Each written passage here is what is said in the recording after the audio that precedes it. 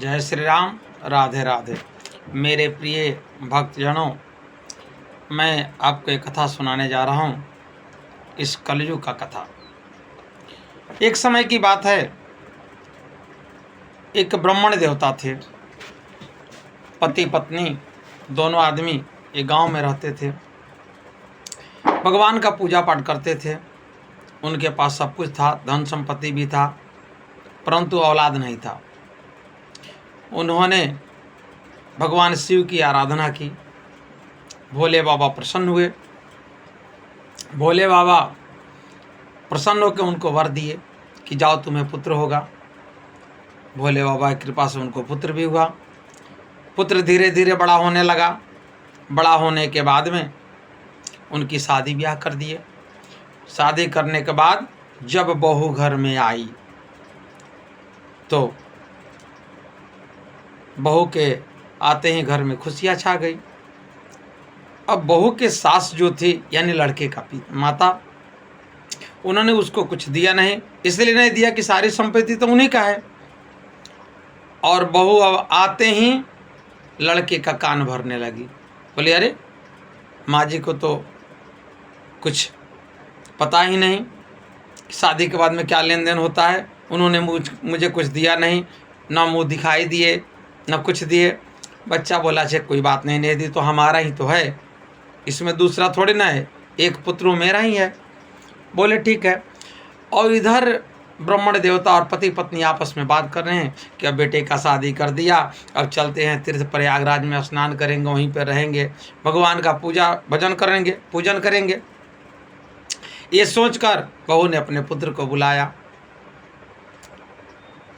ब्राह्मण देवता ने अपने पुत्र को बुलाया और बोला, पुत्र अब ये सारी घर की जिम्मेवारी तुम उठाओ, तुम चलाओ, मैं अब चल रहा हूँ थोड़ा सा तीर्थाटन करने। अब जो बहू जो थी और उसके समझ में आ गया कि कुछ देन लेन तो किए नहीं, हो सकता है कि एक बैग में ये पूरा गहना गुड़िया लेकर जा रहे हैं, हमें तो मिलेगा नहीं। अब अपने मालिक से बोल रही है कि ये काम करते हैं, इनका बैग चेक करते हैं। तो बोला, नहीं, मैंने माता पिता का बैग अभी तक चेक नहीं किया, मैं नहीं करूँगा। रात में सामान को सब सजा दिए, सुबह ट्रेन पकड़ना था। बहू बोली, एक अच्छे काम करते हैं, अपने पति से बोली कि चलते हैं इनको माँ जी पिताजी को छोड़ने चलते हैं, तो स्टेशन पे ही बैग चेक कर लेंगे। प्रभु का कृपा, जब दोनों घर में ताला बंद कर दिए, अब चारों आदमी चल दिए। बहू बेटा साथ में चल दिए माँ पापा को स्टेशन छोड़ने के लिए। माता पिता को स्टेशन छोड़ने के लिए जब गए, संजोग से उसी समय ट्रेन आ गया। अब बैठ गए। अब बेटा देख रहा है अपने पत्नी की तरफ। अब क्या करें? बोले चलो रास्ते में चेक कर लेंगे। संजोग से रास्ते में कहीं वो लोग सोए नहीं, प्रयागराज उतर गए। रास्ते में भी बैग चेक नहीं हुआ। अब फिर बेटा बोल रहा है अपने पत्नी से, अब क्या करें? तो ये काम करते हैं, रात में जब सो जाएंगे ना, तो सोते रात में इनका बैग चेक कर लेंगे। रात में 2 कमरा लिए, एक कमरा में बहू बेटा और एक कमरा में अपने पति पत्नी सो गए।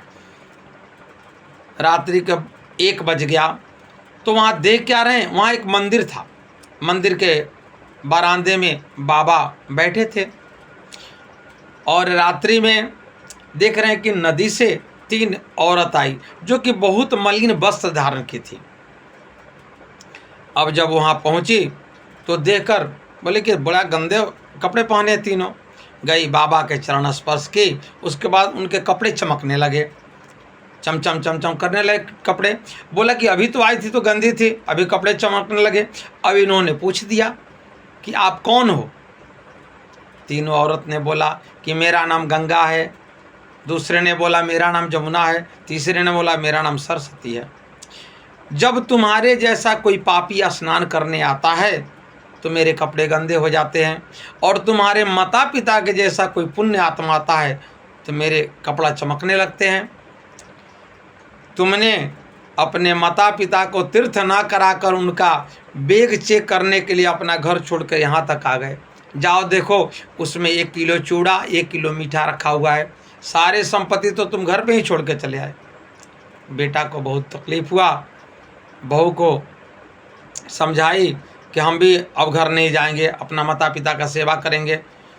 फिर बहू पैरों पे गिर गई और क्षमा मांगी कि मेरे से गलती हो गया। तो आजकल के संतान सुख चाहते हैं, कैसे सुख मिलेगा? सास ससुर का खाते उन्हीं को गाली देते हो, माता पिता खाते उन्हीं को गाली देते हो। अरे इस युग में जन्म में नहीं, तुम्हें किसी जन्म में सुख प्राप्त नहीं होगा। अरे जिसका खाते हो उसको गाली तो मत दो।